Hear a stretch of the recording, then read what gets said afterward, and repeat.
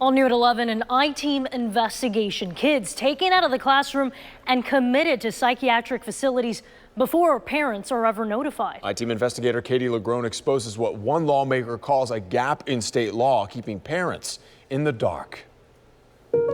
Kids being Baker acted. You've heard the stories. Before you call the police officer, call me and have me talk to him. You've seen the images. Police taking students from school involuntarily committed for mental health exams under Florida's Baker Act law. I've never felt more powerless, This Florida father, who we're not identifying to protect his child, says the school did not contact him last year before police Baker acted his 10-year-old son after the boy said he wanted to hurt himself. All of this is happening without us being given the opportunity to go first to the school and speak to our kid, or even just get him out of school. While the law lets police transport someone they think poses a threat to themselves or others due to mental illness, his son has autism.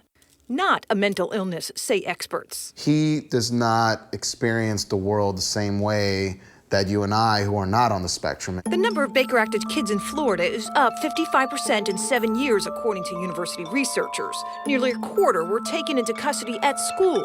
But we've discovered many Florida school districts have no policies on how to handle these cases. In our area, Pasco County Schools and Polk deferred us to police. Same with the Hillsborough County School District.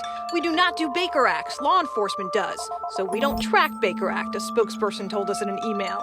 In fact, Hillsborough told us the district doesn't even know how many of its students have been Baker acted at school. I definitely think that they should, especially if you're going to go that far with a child that's frankly under your care in school districts. Florida Representative Byron Donald says he was surprised to learn state law doesn't require school districts have Baker Act policies or contact parents before their child is taken away. To not know that that's happening and really to be told after the fact is not the way to go. He's now considering legislation to ensure parents are contacted before.